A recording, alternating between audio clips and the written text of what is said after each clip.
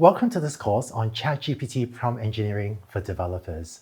I'm thrilled to have with me Isa Fulford to teach this along with me.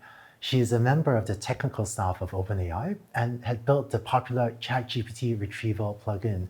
And a large part of her work has been teaching people how to use LLM or large language model technology in products.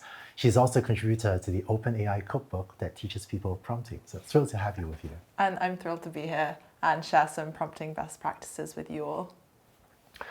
So there's been a lot of material on the internet for prompting with articles like 30 prompts everyone has to know.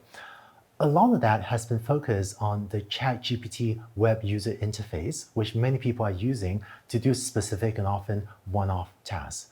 But I think the power of LLMs, large language models, as a developer tool, that is using API calls to LLMs to quickly build software applications, I think that is still very underappreciated. In fact, my team at AI Fund, which is a sister company to Deep Learning AI, has been working with many startups on applying these technologies to many different applications. And it's been exciting to see what LLM APIs can enable developers to very quickly build. So in this course, we'll share with you some of the possibilities for what you can do, as well as best practices for how you can do them. There's a lot of material to cover. First, you'll learn some prompting best practices for software development. Then we'll cover some common use cases, summarizing, inferring, transforming, expanding, and then you'll build a chatbot using an LLM. We hope that this will spark your imagination about new applications that you can build.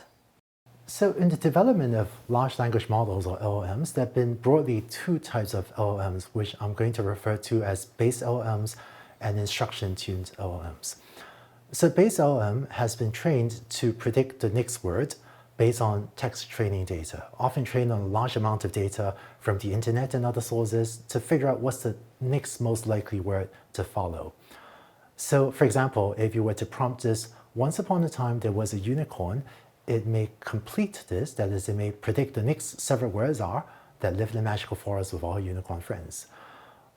But if you were to prompt this with what is the capital of France, then based on what articles on the internet might have, it's quite possible that the base LLM will complete this with what is France's largest city, what is France's population, and so on, because articles on the internet could quite plausibly be lists of quiz questions about the country of France.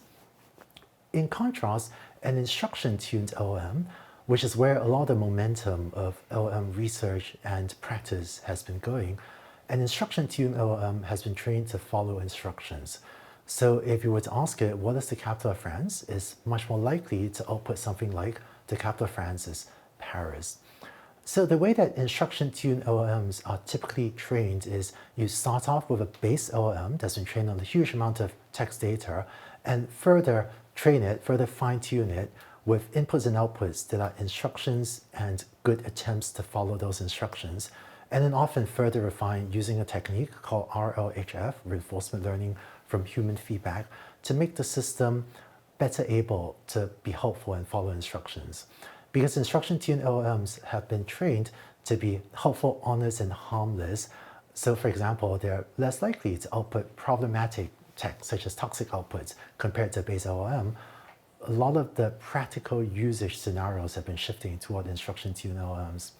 Some of the best practices you find on the internet may be more suited for a base LLM, but for most practical applications today, we would recommend most people instead focus on instruction-tuned LLMs, which are easier to use, and also because of the work of OpenAI and other LLM companies becoming safer and more aligned. So this course will focus on best practices for instruction-tuned LLMs, which is what we recommend you use for most of your applications. Before moving on, I just want to acknowledge the team from OpenAI and Deep Learning AI that had contributed to the materials that Isa and I will be presenting. I'm very grateful to Andrew Main, Joe Palermo, Boris Power, Ted Sanders, and Lillian Wang from OpenAI that were very involved with us brainstorming materials, vetting the materials to put together the curriculum for this short course. And I'm also grateful on the deep learning side for the work of Jeff Lodwick, Eddie Shu, and Tommy Nelson. So when you use an instruction-tuned LLM, think of giving instructions to another person. Say someone that's smart but doesn't know the specifics of your task. So when an LLM doesn't work, sometimes it's because the instructions weren't clear enough. For example, if you were to say, please write me something about Alan Turing, well, in addition to that, it can be helpful to be clear about whether you want the text to focus on his scientific work or his personal life or his role in history or something else. And if you specify what you want the tone of the text to be, should it take on the tone like a professional journalist would write? Or is it more of a casual note that you dash off to a friend? That helps the LLM generate what you want. And of course, if you picture yourself asking, say, a fresh college graduate to carry out this task for you, if you can even specify what snippets of text they should read in advance to write this text about Alan Turing, then that even better sets up that fresh college grad for success to carry out this task for you.